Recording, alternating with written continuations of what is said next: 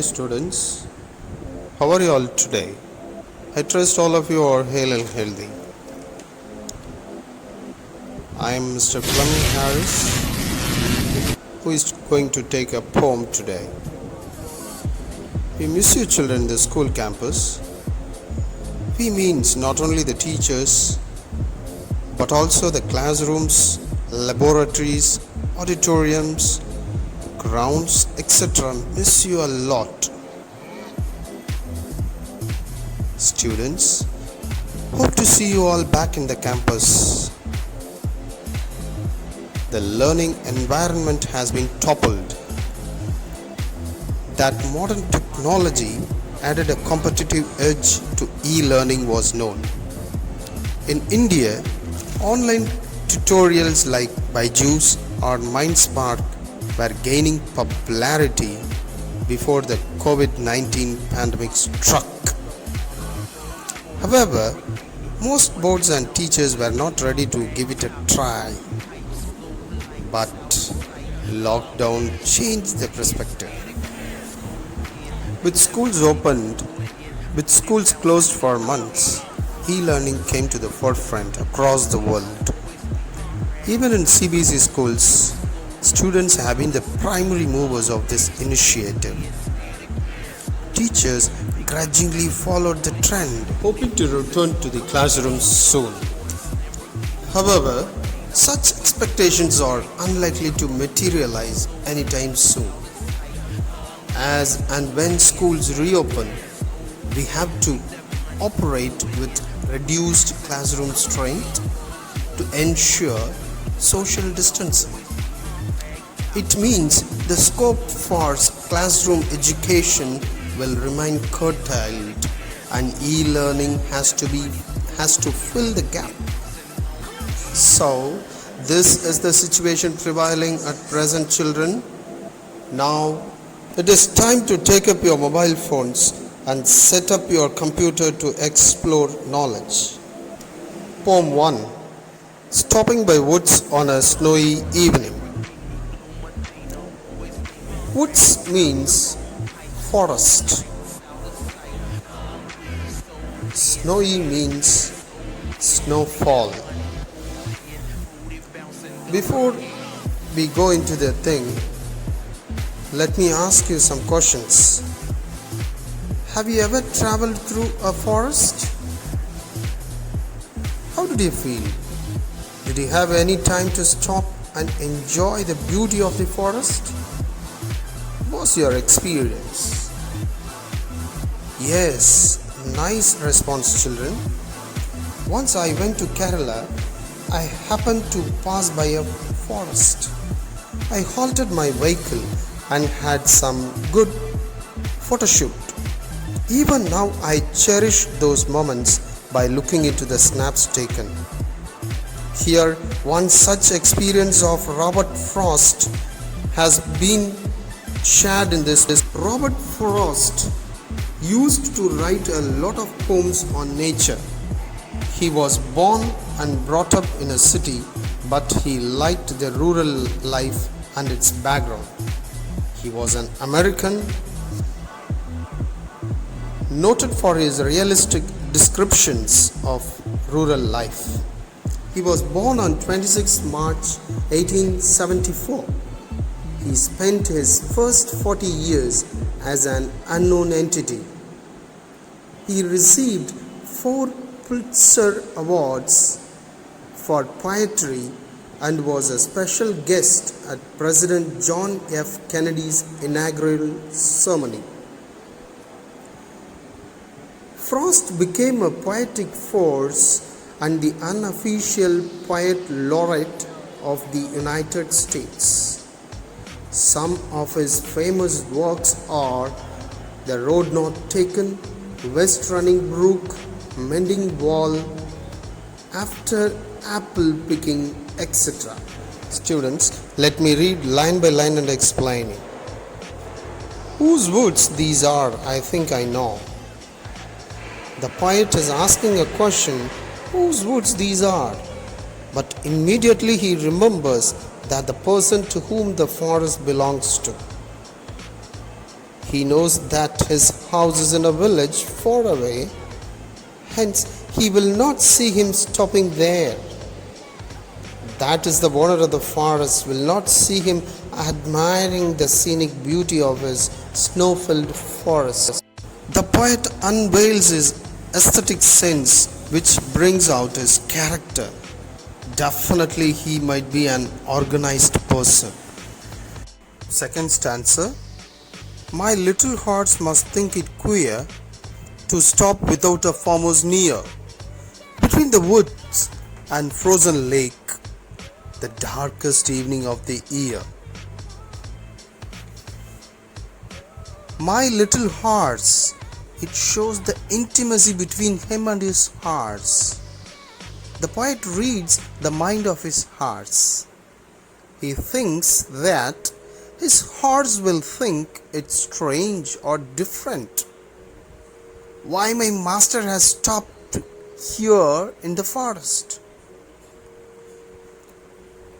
To stop without a farmer's near. The hearts would think, I find there is no farmhouse to stay, then why my master stopped me here in the snowy place? Where has he stopped? Yes, between the woods and frozen lake. The poet has stopped in between the forest and the frozen lake. The weather is terrible. There is a lake adjacent to the forest and it is fully frozen. No water is seen. It has changed to ice fully. Well, will you and me stop in a place like this? Definitely no.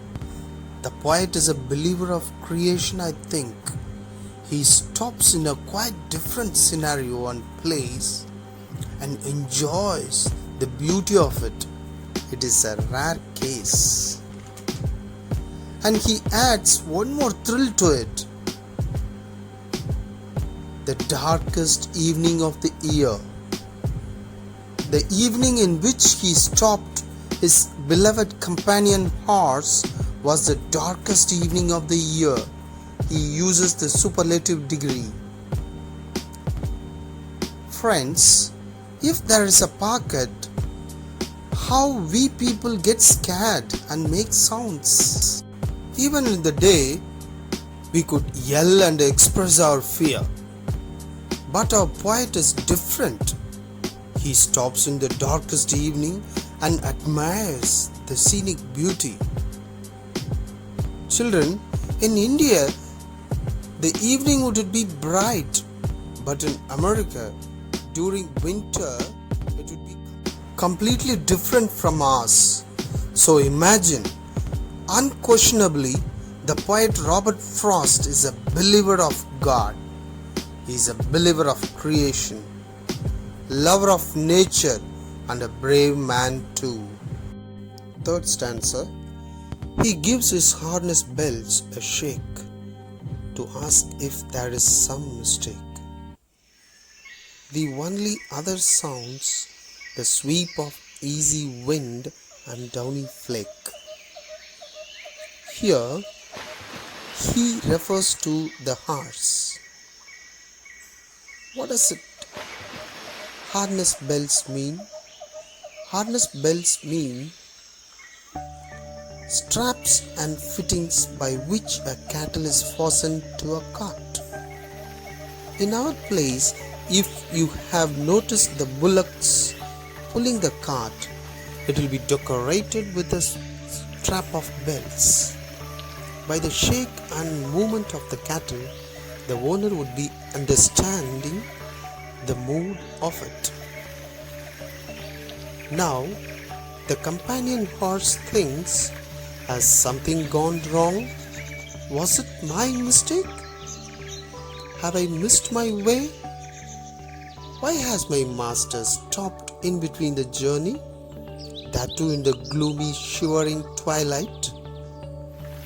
And nods his head with vigor which created a loud noise. I think they both are really companions, understand each other perfectly. Even life partners, they in fact fail in understanding their spouse. Here, very perfectly the heart understands and expresses his thoughts by a shake. The only other sounds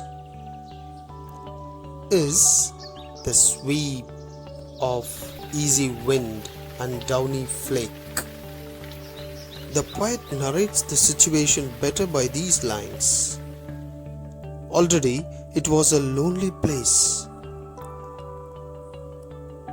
Thick forest covered with snow, the temperature is shivering and very dark. There is no sound heard. Students, usually we will not hear the sound of wind. Here, in this situation, even that sound is heard. Imagine the background noise. There is nil noise around. Definitely I would get scared.